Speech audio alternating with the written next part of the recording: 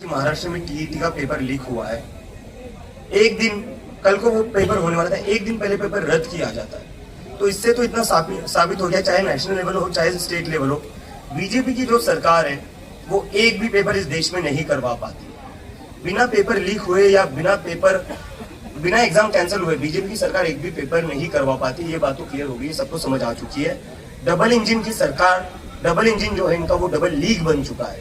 देश में NEET leak होता है, महाराष्ट्र में टीईटी लीक होता है, और ये कोई पहली बार नहीं हो रहा है। 2017-18 में हमने देखा है कि 18,000 जो स्टूडेंट्स क्वालिफाइड किए गए थे, उसमें से 8,000 स्टूडेंट्स की जो रीचेकिंग हुई, उनका फिर से क्वालिफिकेशन चेक किया गया, तो उसमें से पता चला कि 8,000 स्टूडेंट्स जो थे, जो एस्पिरेंट्स थे, वो तो क्वालिफाइड ही नहीं थे। इन लोगों से घूस लेकर सीटें भरी गई थी, और ये पूरा ओपन सीक्रेट, ये सबको पता है। पुणे के स्टूडेंट्स, पुणे के टीचर्स बार बार बोल रहे हैं कि टीईटी के एग्जाम में बहुत ही बड़ा घोटाला चल रहा है, करप्शन चल रहा है, जहां 1-1, 2-2 करोड़ में सीटें बेची जाती है।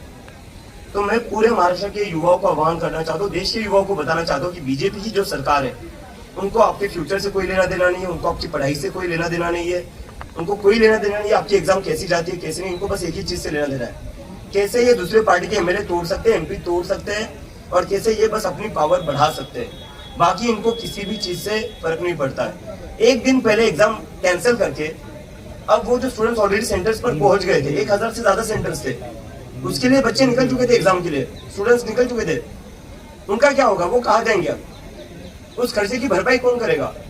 आप 50-50 करोड़ में एमपी फोड़ रहे हो। ये जो स्टूडेंट्स का खर्चा है, जो एप्लीकेशन फॉर्म का खर्चा है, अभी कई लोग ट्रांसपोर्ट कॉस्ट होगा, वह होटल लेकर रुके होंगे, इसकी खर्चे की भरपाई कौन करेगा? तो एक बात तो क्लियर है, बीजेपी इस देश में एक भी एग्जाम नहीं करवा पाती, क्योंकि ये अनपढ़ और गंवार लोग हैं, इन्होंने खुद कभी एग्जाम दी नहीं है, इसलिए ये लोग खुद कोई एग्जाम करवा नहीं सकते।